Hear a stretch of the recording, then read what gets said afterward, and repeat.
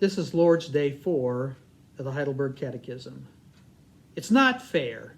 Have you ever heard that phrase? I have 2 grown kids, well, I should say young adults, and I know like most parents, I heard that phrase many times as they grew up. It's not fair. Well, thinking back, I can recall a couple different responses that we had when our kids might say that. One of them was, life isn't fair. I guess if we use that response, we're trying to tell our kids that stuff is going to happen in this life that doesn't seem fair. Somebody's going to make a sports team and we don't. Somebody's going to get a car when they're 16 years of age and we don't. In these days and in these times, some state may say, why do others have to wear a mask? And I do. Kids in general want everything to be equal among everyone else, unless of course it's in their favor. I guess the point at the time is that life can't be fair and it won't be equal, even though that's what we all want. The second response to it isn't fair that I can remember using is this. Well, if so-and-so got a bucket of mud, would you want one too? You know, as a parent or grandparent, we think about those times where our kids and our grandkids said it isn't fair and we humorously think back. We know that when they were complaining to us adults, it was pretty humorous sometimes when we thought to ourselves that we, as adults, we know the rules of life, and obviously they don't yet. But here's a different question. Have you ever used the phrase, it isn't fair, or something similar in your adult life? We want it to be fair too, don't we?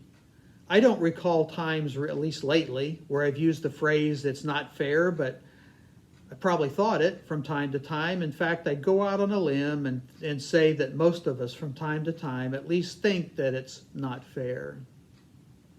I've been talking up to this point about those times where somebody else has something in their life and we don't, and that makes it unfair. Just by the way, at this time during the Heidelberg Catechism, we're talking about our sin and our misery and our guilt. So let me just point this out. When we do this, when we compare ourselves to others, it could be envy or jealousy or covetousness or lust or pride or some other sin that's leading to those thoughts. Go figure.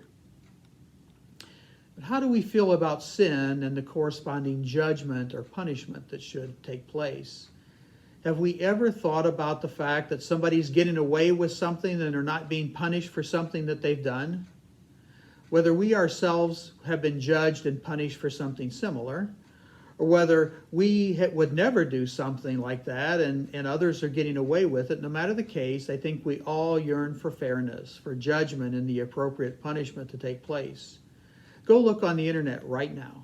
It didn't matter when I looked whether I was writing this devotion or just thinking about it or typing it or recording it or when you're hearing it. If you go look at today's news, you will find a time, a situation where somebody is longing for fairness. Justice, sins to be punished. They want it to be fair. And rightly so. By the way, go read the Psalms. You're going to find some Psalms where the psalmist wanted the bad guy to get theirs, to get what they deserved. So there's 3 questions for today in the Heidelberg Catechism, and they all deal with this fairness issue, several different fairness issues. So here's fairness issue number 1. If I can't keep the law, and by the way, I've heard that many times, I can't keep the law, is it not fair that God would make the law and ask us to keep it knowing that we can't? So Heidelberg question number 9 asks this, but doesn't God do us an injustice by requiring in his law what we aren't able to do? The answer is no. God created humans with the ability to keep the law. They, however, tempted by the devil in reckless disobedience, robbed themselves and all their descendants of these gifts. By the way, how hard is it to keep the rule that says, don't eat from this one single tree? You can eat from any other tree, but don't eat from that one single tree. That sounds like a rule we all should be able to keep, right? What about honor God? No idols, don't murder, don't steal, don't lust, don't covet. They all sound like laws we should be able to keep, but we make choices, and sometimes we choose to follow the law, and sometimes we choose not to keep the law. So it does seem like we have the ability to keep the law, we just don't. By the way, if you break one law, you've broken the entire law. So here's fairness issue number 2. If someone sins, shouldn't they be punished?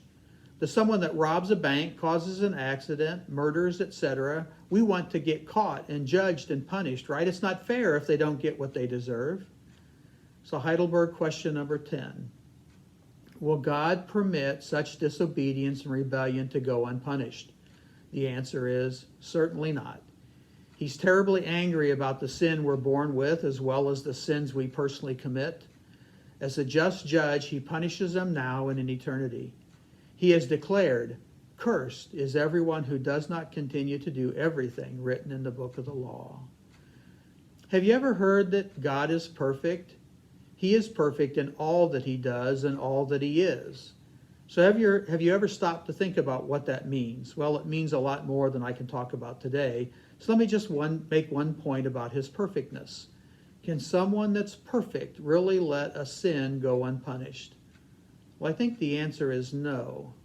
So here's fairness issue number 3. It's not fair that I get punished for this one thing. I only did it one time. How about some mercy from me? Let me off this one time and I won't do it again. Well, here's Heidelberg question number 11. But isn't God also merciful? And the answer is God is certainly merciful, but he's also just.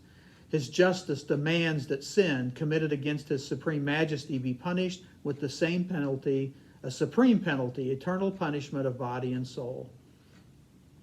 Would or should a perfect God be able to let a single person off from their sins without punishment? If he did let select people off from their sins without judging and punishing as appropriate, I don't think he would be perfect at all. And I think we might all have a legitimate reason to say it's not fair. So I have a task for you for the week. Go read Romans chapter 1, verse 18 through chapter 3, verse 20. Read it in its entirety. In this passage, Paul is telling his Christian readers that the wrath of God is being revealed from heaven. And twice Paul tells his readers that they have no excuse. Paul's explaining that it doesn't matter what your background is, Jew or Gentile, you're a sinner. That makes God angry and punishment is required. Romans 3:19 says this.